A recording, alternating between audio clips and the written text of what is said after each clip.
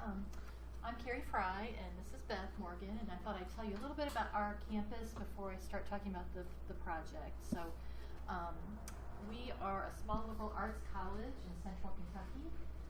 It started in 1819, so we're looking at our bicentennial this year, so that gives you a little bit of context. It started as all male, all white, the campus. So, let's see what else. We've got 1,380 students, so very small campus, all undergrad, all on campus, so a little bit unusual probably. They desegregated in 1962 with a student from Ghana, and we hope he's going to come to campus to visit in September so we can interview him as part of this project. So pretty excited about that.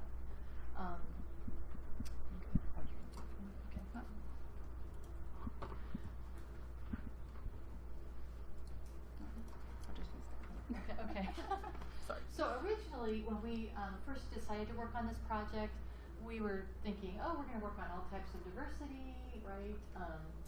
Had lots of campus partners in courses. So, for example, on our campus alone, we had 10 faculty members who wanted to work with this. This grant was from ACS, and it had to be a collaborative project. Also, it was devoted to diversity and inclusion. So originally, it was Centenary Center, Furman, Rollins, Washington, and Lee. And as I said, 10 people on our campus who were faculty and just a couple on each other, the other ones. However, when we got feedback from ACS, they said that was way too big, which was correct. This is our second year of this grant, so there's no way we could have accomplished what we were setting out to do in that first round. And the diversity focus, they wanted us to narrow that as well. So it's only about African American students at each institution. One course at each institution, and then the four colleges that are listed there.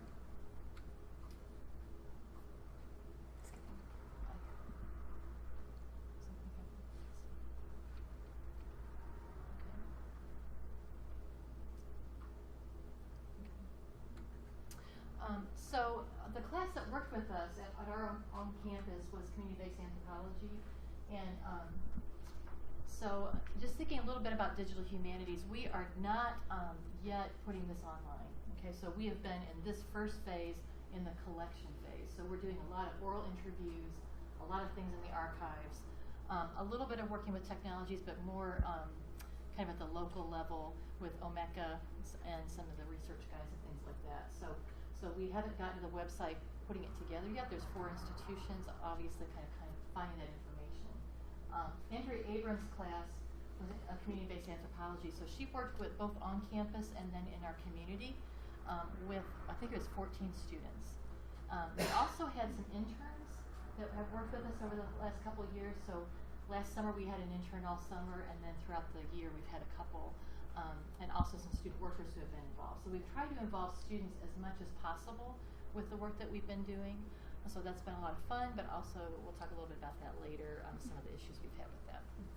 I'm going to let Beth talk a little bit more about this course because she worked a lot more hands-on with the students. I'm more of the project manager in my role, so I'm kind of coordinating all the campuses and getting work done that way. So.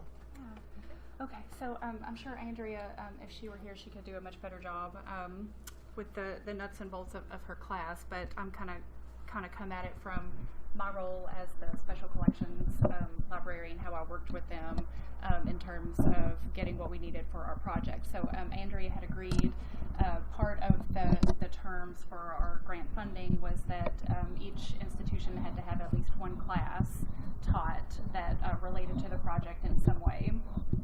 So Andrea Abrams chose to do a community-based anthropology class. And she modified it slightly because she had intended for it to just be the Danville community. But we realized that her class would actually work really well for our purposes because at Center, the campus history and the Danville community history are pretty closely related. There is a lot of history there. And so that was one way. Like, I work a lot with the public library. For example, we swap a lot of resources. I refer a lot of people to them. They refer a lot of people to me. So we work pretty well together that way. And we also realized that it would be pretty easy to integrate center-specific things into this community-based project, because there are a lot of faculty and staff on Center's campus who attended Center in the decades immediately following desegregation, so they could have a story to tell. And then, Andrea wanted to be able to incorporate primary source materials with her students. And so this would be a good and pretty easy way for them to do that, being right on campus. So in terms of how she worked with the Center community, so during the first week or so of class, I went to her classroom and went over all of the resources that I knew I would have available for them to use. So, as Carrey mentioned, during the first phase of our grant, I did a lot of digging into the archives to start building a bibliography of citations and source materials for students to use. And usually when I work with other classes, like, they do that themselves. Like, that's just part of the class, is that they're learning how to find these materials. So I don't really do that upfront work for them, but we sort of foresaw that this would be a very time-consuming thing for them to do, as well as the other things they were supposed to be doing in their class. And so, since I had already done a lot of this work up front as part of the initial phase of the grant and had a bunch of resources ready to go, what we did was we had a student, a couple of students actually, our intern and a student worker, create a research guide based on the materials that I had found so far. So we were already building our bibliography, and so we created a research guide with those materials. So it included things like citations from yearbooks, the local newspaper, the student newspaper, any photographs, anything relevant from our vertical files, as well as links to oral history interviews that our intern had already completed, and some that had been done by the public library. So they already had this group of materials that they could work with. So I went to their class, and I spent some time going through the research guide, as well as pointing them to the public library research materials, contacts there, and just answering any questions that they might have about working with primary source materials. And then we took a short trip down to the archives so that they would know where to find me, and take a look at some things so they would know what to expect when they came in. And I showed them how to use our digital microfilm reader for the newspapers. So the students in the class over the semester ended up with about 6 to 7 oral history interviews that they conducted themselves, that will be included in the materials that we post online in our digital repository. And let's see, I think that's all that I have for that. Yeah. So moving into the Danville African American community, that was the other part of their class, was that they went out into the community to do some research there. So one of the biggest resources in our community for local African American history is a man named Michael Hughes. And he's a Danville native, and he lived through segregation. He is the president of the local African American Historical Society and the organizer of our local Soul of 2nd Street Festival, which is a festival that honors the heritage of 2nd Street in our community, which used to be a thriving African American business district before it was sadly razed in the name of urban renewal, and it's now a public park. So for the last couple years, we've been having this festival to sort of bring attention to what used to be there in that area in the history. So Michael organizes all of that. So he went to Andrea's class and did a really big presentation and answered a lot of questions and provided the class with additional resources in the community, other people he knows, where they could get information and possible people that they could consider interviewing. So our plan, Michael's a really great guy, he's really involved with this project, and so our plan for this project is to actually set up a series of interviews with him, so that they will be formal oral history interviews that will also be included in this project. So we haven't gotten around to actually interviewing him yet, but he's a huge community resource for for us in the library on this project, but also for the professors who want to work with this project as well. And so, of course, the other collaboration within the local community was with the public library, where they utilized things like local newspapers, and they have a really great photographs collection that documents the history of the community. So they were able to use those resources as well. So another part of Andrea's class was course ethnographies. These are 3 titles specifically that she used that the students read, and they just basically provide a broader scope of the African American experience throughout Kentucky. So Center is located in central Kentucky. But Western Kentucky and Eastern Kentucky were also represented by these sources. And again, they were able to use these resources as a comparison to what was happening in our own local community and around our campus. And another element is this theme of racialized remembering and forgetting that Andrea incorporated into her class. And it's basically the question of what is the impact of how the past is portrayed when certain sets of voices are left out. And that is, one goal of our project is to kind of fill that gap on our campus and in our local community where the African American voice has been kind of left out or just not well represented in historical materials. And so we want to provide an avenue for their stories to be told. So for us at Center, that is one element of this collaborative project that we hope to achieve. So I'm going to move on to, from Andrea's class back to the collaborative project. So for all of the institutions involved in the project, we had a basic set of goals that we were hoping to achieve by the end of each cycle. So for the first year, it was a bibliography of source materials where we were digging into our archives, looking to see what we had and documenting those materials. So at Center, we had over 180 citations from our collection, and there were at least 33 pages of citations overall across the 4 institutions just after the first year, and we're still going. That was just kind of what we collected during the first year. And during this second phase, we're continuing to uncover our collections, but we're also starting to curate what we have already found. The bibliography that we put together contains sources from our vertical files, from student publications like yearbooks and newspapers, things like college catalogs, just a whole variety of materials. Photographs. We at Center don't have a lot of photographs representing that time period, but some of the other institutions do. So it's a really good variety of materials and a lot of it, which we're really excited about because, again, with the goal being to collect this all into a single digital repository that people can then use for their own research, or for further scholarship on these topics, and everything will be there in one place. So another thing that we were to produce as part of the grant funding was the oral interviews. Some institutions already had some oral histories done, so they didn't have to worry about that. We didn't have any at our institution, and that's where Andrea's class came into play.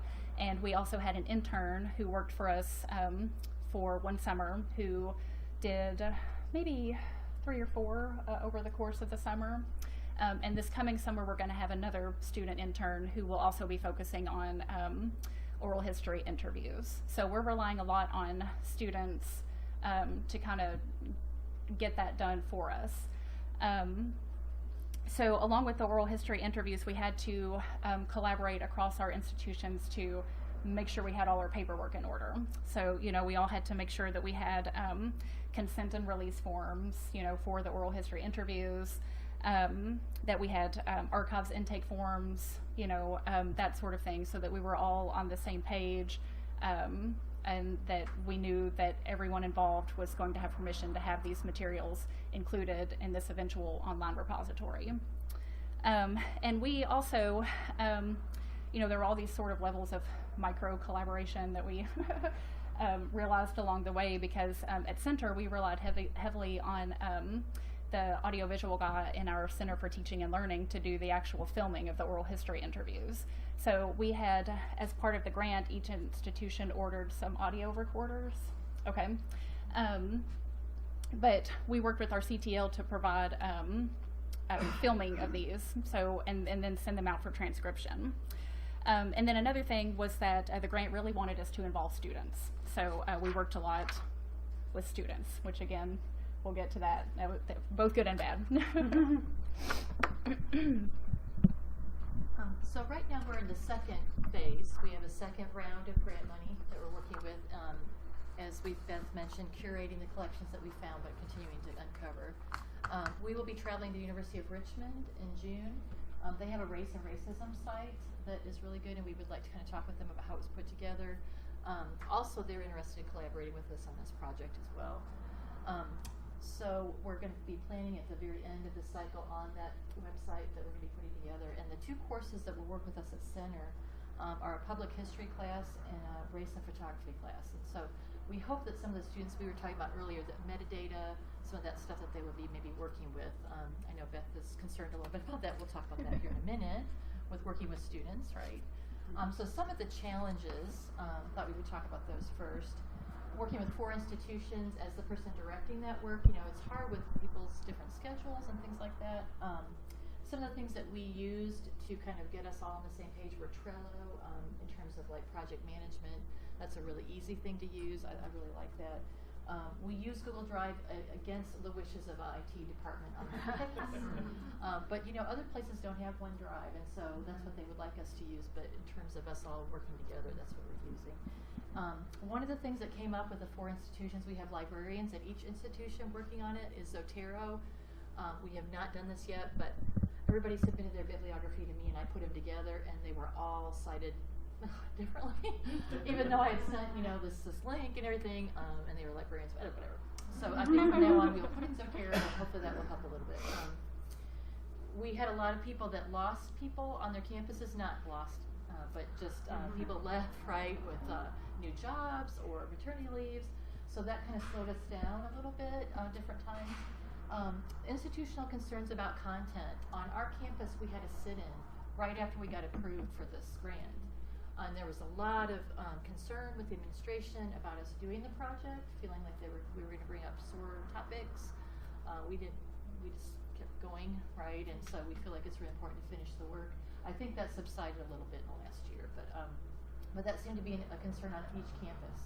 Washington and Lee obviously has some issues on their right? So all 4 of us are looking at that from a different, and that might be part of that narrative that we write around kind of what we're finding here too. And some technical issues in terms of kind of that metadata construction with 4 different campuses working together. There are different ways of looking at things. Okay. I want to mention one thing about the student work. That's another challenge. It can be an opportunity too, but when you're having students do metadata or things that you want to put online, it's a learning opportunity for them, but it's also something you want something good and it looks nice and all that kind of stuff. So kind of weighing those two things. Education is really important for these students, but we might have to not use everything that they give us. Opportunities, we did feel like we developed great relationships with these other campuses. We learned a lot from them. They learned a lot, we just get in a room. Somebody mentioned in an earlier session about, we use Zoom all the time for meeting, right? We're just too far away. But when we get in a room together, we can get so much accomplished. So we've tried to meet twice a year, and we get a lot more done in person than we do on those Zoom meetings. It's just the nature of it. Obviously, the student involvement, they've learned a lot from primary sources, right? Kind of working with those and seeing those hands-on, I think is really good. And then also trying to translate those into something that, how are people going to use it? How are you going to kind of describe it in an online environment? So all those types of things. And then faculty and staff collaboration is something that we found too. We're going to apply for one more continuation grant that will hopefully get that website up where it can be used. And then develop that a little bit. We need a digital library in our campus. That's just a given. And then we're also going to try to develop this project in different areas. We talked about, we were at all-male campus when we started. We'd like to talk about the women's campus that was integrated at some point, religious factors and international, other types of diversity.